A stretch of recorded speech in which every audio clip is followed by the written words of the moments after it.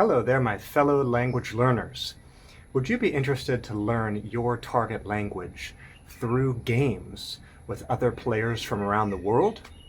If so, I've got interesting news for you, because this is exactly what we're doing already. Every Saturday online since April of 2023, we've been gaming with players all over the world to practice several different foreign languages.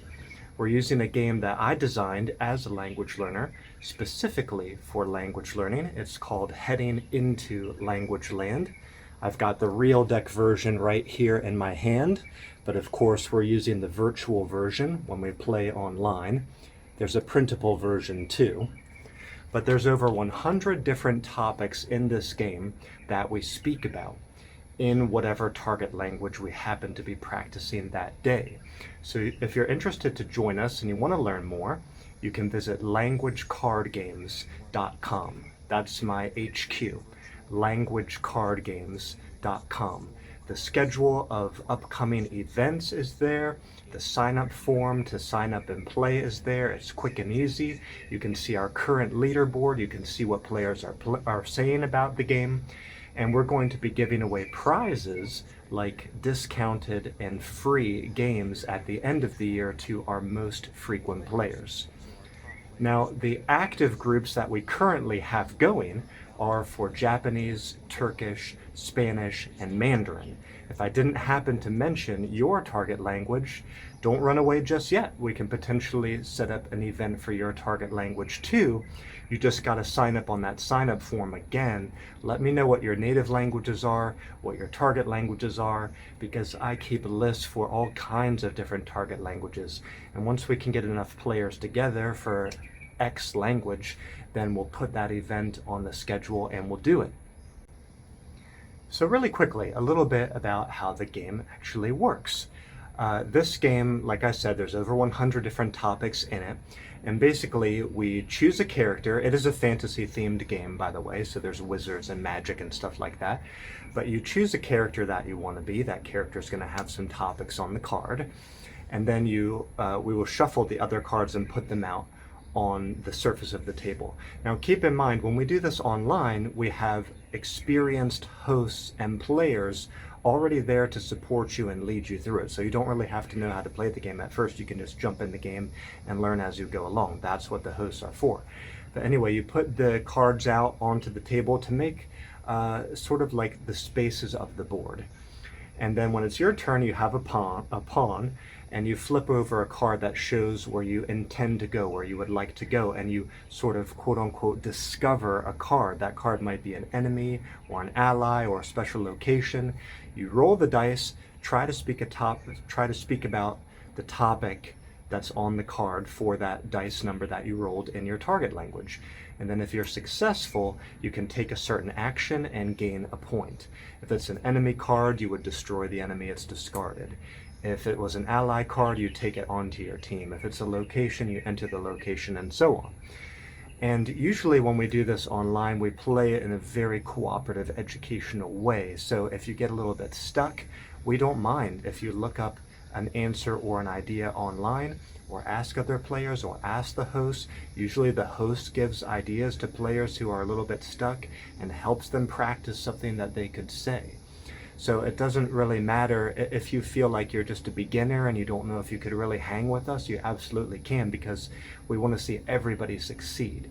So it's a very cooperative, educational type framework. People often look up answers. People usually have dictionaries and translators open while they're playing, and we put stuff into the chat box that we want to share. People take notes. So it's just an incredible way to learn. I wanted to pop inside really quick and give you an up-close look at this game. So obviously when we play online, we're playing with the virtual version, so it looks a little bit different. This is the real deck version that we use on the real physical tabletop when we're playing with, real people in real time and enjoying, their physical presence with us at our homes or whatever. So if your pawn is here and you want to move there, you would flip over the card. And then we find it's a location. So I roll the dice, speak about a topic on the location, move inside the location, and gain a point. and now it's the next player's turn. Very simple. So play goes around this circle like that, and players move around to wherever they want. So there's a great deal of discovery type feeling in this game, or exploration type feeling, and no two games ever plays in quite the same way. When it's my turn again, if I want to move here, I flip over this card, I find it's a special weapon, a pickup.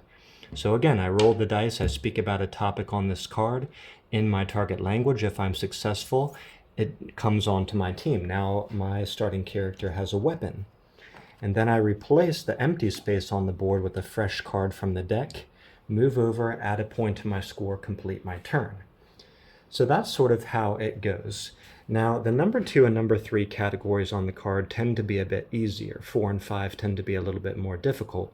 But again, you can always seek help from the other players, the host, or look something up that you want to say and ask the host how to say it, because we always have high-level or native-level speakers of the target language in the room with us to teach us and guide us.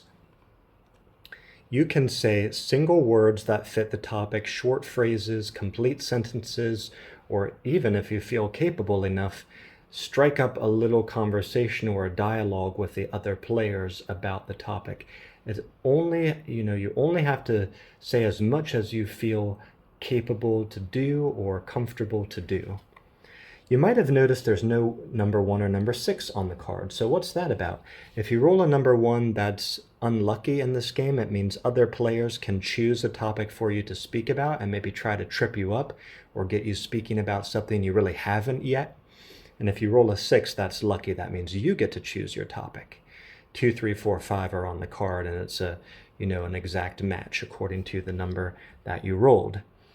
So basically, the first person to get to 10 points wins, although the points are kind of a gimmick. We don't really care who wins. If everybody learns, then everybody wins in our book. That's how we play. We take a screenshot of every game and post it on my Instagram. You can see all our screenshots from the year 2025 so far. At Language Card Games, that's my Instagram. At Language Card Games. You can go over and see all the games we've had so far in this year. I'm not exactly sure how many we have, maybe around 20 or something like that. And again, we're going to be giving away prizes at the end of the year. So I hope you'll come out to give this a try. The game is heading into Language Land. My site is languagecardgames.com. And I welcome you to subscribe to my YouTube channel. Follow me here. I'm posting regular language learning motivation, my ideas about creativity and game design, and of course updates about our language learning game events. Hope to see you back here next time. Bye-bye for now.